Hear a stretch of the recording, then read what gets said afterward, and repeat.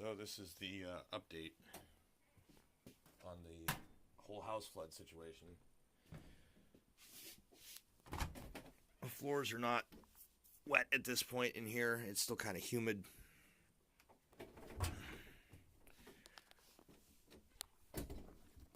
Been spending the last few days running laundry, but not washing anything. We're just rinse and spin all the stuff that got soaked, then dry it off a bit. We're going to take it to laundromats, run huge loads, sorted. Wife's got a plan on that.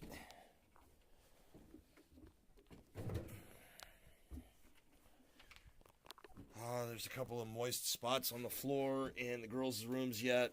Underneath, there's still a little bit of moisture. I have an idea I might be able to actually get some of that out a couple different ways.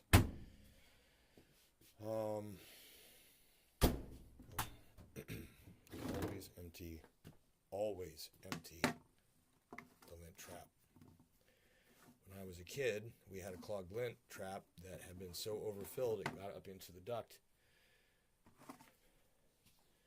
Set fire to the dryer, which was right next to what eventually became my bedroom.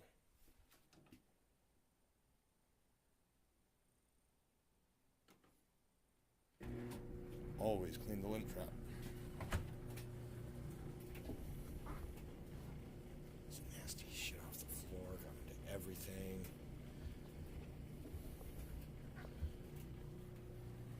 Dog hair. So anyways, now the part you've been waiting for. What does the great room look like today?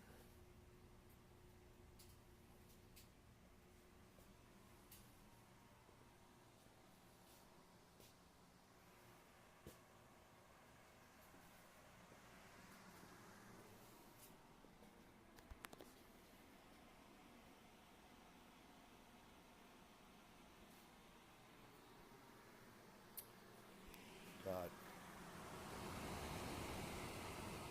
58% humidity in the room, 74 degrees. There's no water squish under the floor. And I am maintaining that it's possible we may actually salvage the floor without having to take it out. The reason I say this is that if you look under here, do you see this? Well, hello. Hello. You see this, it looks turquoise because of the stain from the water here, but it's blue. This foam is anti-mold, anti-mildew cushion slash water barrier that literally tapes together, permeates whatever.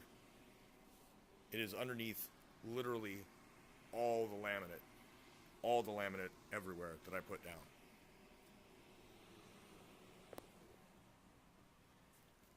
So that being the case, if we find a wet spot, it's possible we can either through the edge, probably the best bet would be to find the center of the wet spot. If there's a dip, drill a small hole, very, very tiny hole, down in, and try and suck the water out. And if that doesn't work, then we can inject a little bit of grain alcohol. Everclear's got, I believe, more concentration of alcohol than isopropyl does, and rubbing alcohol. And alcohol mixed with water, and then you run the dehumidifier right next to the hole, and then when you're done, you plug the hole with the stuff that you use to fill in cracks and gaps. This came to me, I believe it was this afternoon. This hallway is toast, though this got wet and stayed wet. With all the laundry and everything, it's very moist. So I may have to redo the hallway, and actually something that I was not pleased with initially, I mean, I guess I did it and it worked, but I realized after I did it was not good, was that there's no break between the girls' rooms floors and the hallway, and there should be. So I could cut a gap there and install the little tack strip things that you can pop the doorstop bottom onto, and the girls that have a little more soundproofing in their rooms too. But yeah, I'm gonna have to redo this hallway. But the girls' floors might be all right. They were barely touched, and we got them dried out very quickly. So, but this hallway suffered because of all. There's still wet stuff. There's moisture here. This dog bed and everything here still needs washed. I got stuffed animals and shoes and things to very delicately and gently separate, and make sure that nothing gets destroyed. I don't want to mess up their kids' stuffies. It's one of them still has some on her bed. So, anyways, yeah, so we got stuff to go through and finish here, and then the pantry got flooded badly and was the wettest for the longest. Some very interesting old house archaeology going on here. So anyways, the pantry's been emptied out so that we can get at the carpet. I obtained another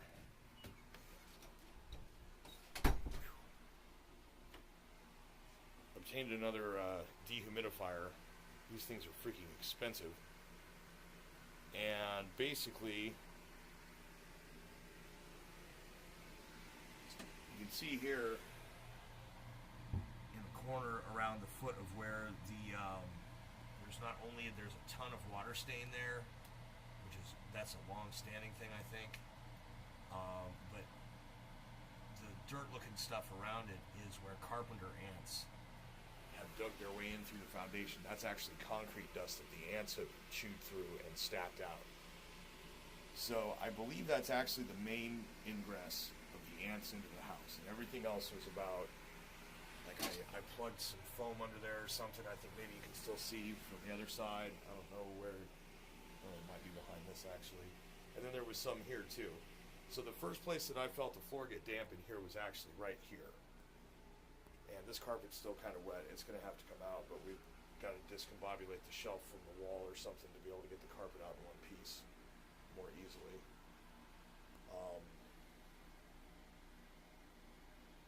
So yeah, and this, oh my God, like,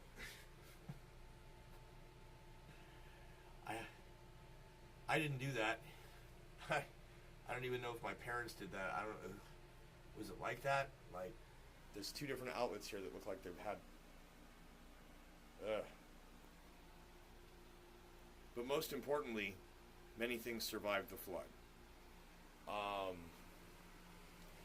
But all of our wood storage stuff has been wet on the bottom, is probably rotten, not safe for fit for keeping food in. So we've had to empty everything out. I got to move this, pull some. I don't know. This thing unscrews from the wall as a unit. This is somebody's creative construction, which I can certainly appreciate. But anyways, yeah, so I'm probably going to discombobulate the cubby off the wall. This used to be the entryway. That's where the fireplace is, on the other side of the wall there. And also the front door to the old construction of the house was here. This was the entryway. That's why there's light switches at the back of the pantry. Oh, I don't want to mess with those. Let's see. Yeah, this one's the overhead. Oop, no.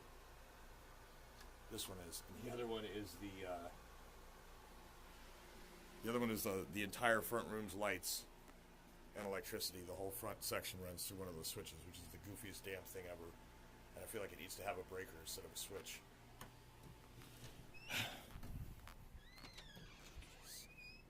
Watch out, guys. Just underfoot. These guys have done pretty well. I think they understand why everything is all rearranged and messed up. So anyways, this is just everything off the floor, and pretty much some stuff's a loss. But just temporarily over here in case we have to tear the floor up. I really hope we don't have to. It would be great if we didn't have to, but we had to air everything out. We're gonna have to get the books off the shelves and move the shelves because the shelves had a lot of water damage, and they're all made out of particle boards. So I don't know. I may end up trying to do something like what I did with the shelf in the front room and cut the bottom layer off and turn the bottom shelf into the foot. That's what I did with this in here. So keeping the cats in there. This marvelous room.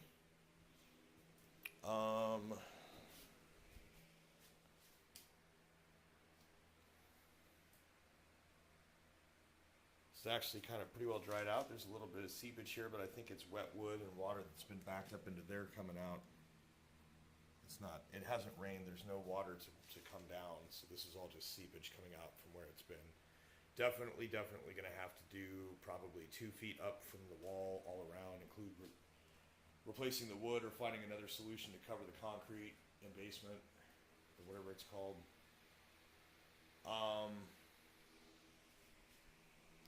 Not going to give exclusive access to the bedroom, but what I'm going to show you is the concrete floor where I just cut all the carpet out today and yesterday. It's still drying.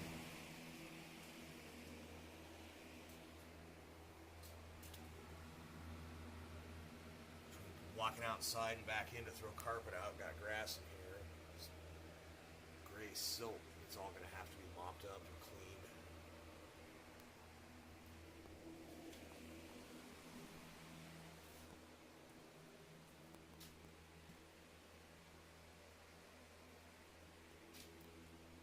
This under here connects to that gap that runs all the way across underneath the everything.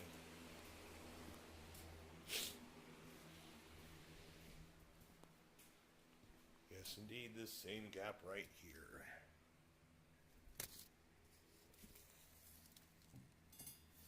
Just hanging out under the frickin' carpet.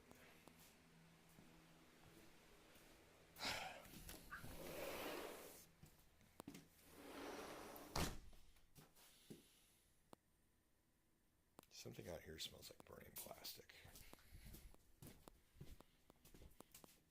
Maybe somebody's burning something up the next property over, because nothing here is...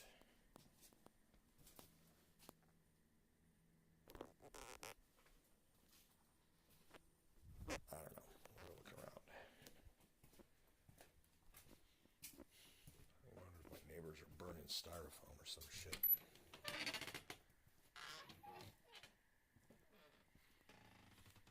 Ugh, that's kind of what it smells like. Yeah, this pisses me off so much. I'm never going to get over this shit.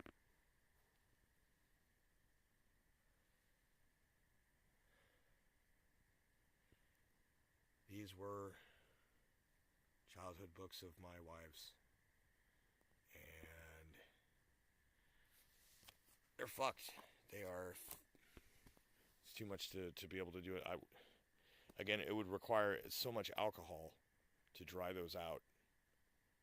And then we'd have brittle pages, so what's the fucking point? It's bullshit.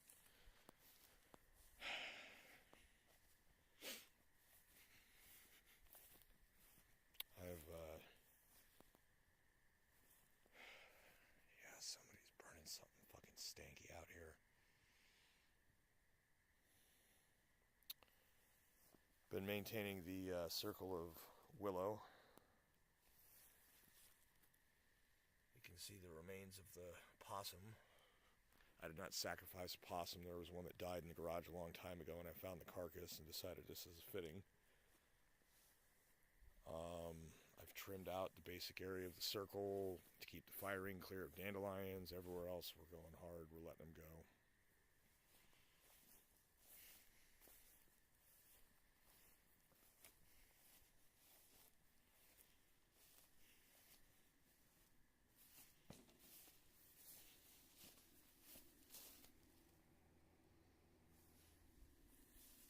Yeah, I don't know where that smell's coming from. Somebody burnt something that they shouldn't have. This right here turns out to be, I believe, good news. The reason for that is that this appears to be the clean-out access for what must be drain tile underneath the base of the new construction's foundation, which is the part that is flooding. So it's possible that a plumber with a rotor snake thing and a scope can go in through there and stop the whole thing from flooding.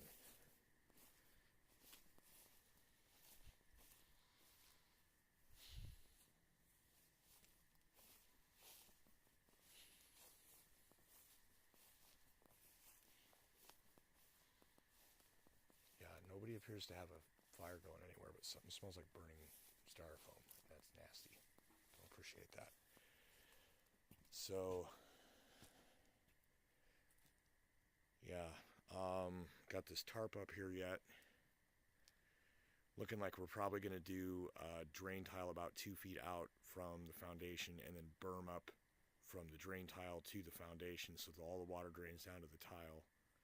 Tile will be about 24 inches below ground. We're going to have to deal with the fact that there's a air conditioner condenser thing on a concrete pad out behind the backside of the house that the trench is going to have to go around. That's going to be real annoying.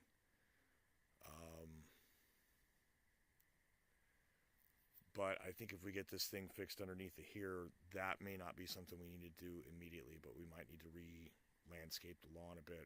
Definitely add berm around the house to keep the water away. But I believe with the cleaned out, this new construction is about 20 or 25 years old. And so at that time is when your drain tiles are going to fail. So like these ones here take a little while, but they're pretty well clear, the ones that are under these. But these were added about 5 years after, so, there's just another 5 or 10 years tops before this stops draining, and we'll have to figure something out. But the other thing is with this whole patio, you lift the blocks up, and it's sitting on top of the drain tile. Like there's barely gravel between the blocks and the drain tile, so you can just take up the blocks and scoop back the gravel and get rid of your plant roots and shit. And replace drain tile. So anyways, at this point it seems like we're possibly not going to have to spend a small fortune to fix this problem. We've had we had a basement dude come in, we got another basement person coming in, probably going to tell us the same thing the first guy did, which is not anything we can do. We're not jackhammering the inside of the floor to get at the foundation or whatever. So anyways, that's the current update. Oop, there's a dog.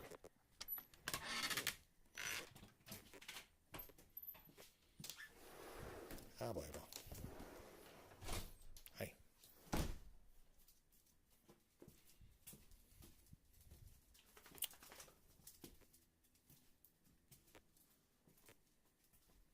Alright, watch out, pup.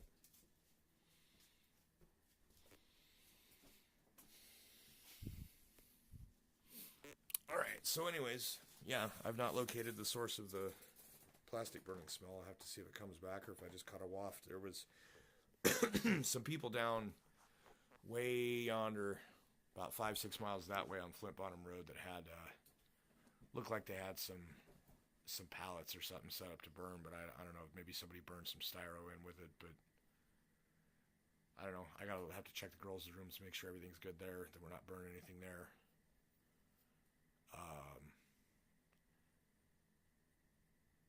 So anyways, it looks like my camera's picking up a bunch of dust particles in the light because I can't even see them. That's hilarious. It looks like there's a bunch of bugs on my porch and there aren't.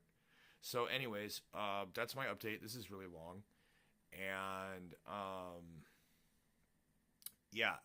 Oh, and also I changed my profile picture avatar thing. It's a different image now. So yeah, at this time, I am not necessarily despondent. I'm also still not employed.